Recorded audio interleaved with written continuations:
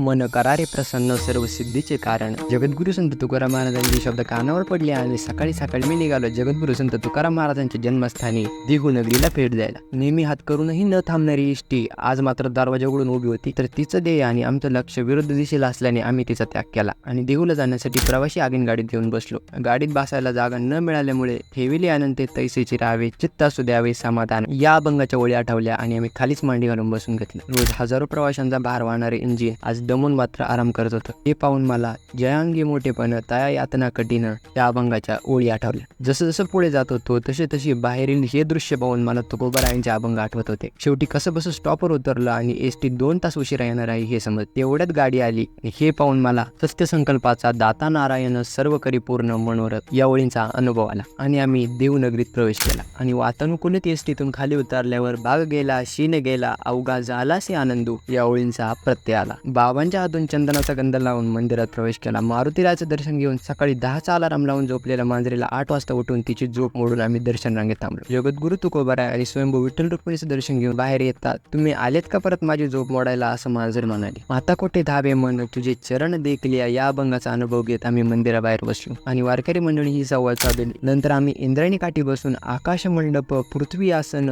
रमे तिथे मन क्रीडा करी या अभंगांच्या ओळीचा अनुभव घेत इंद्रायणीच्या काठावर बसलो.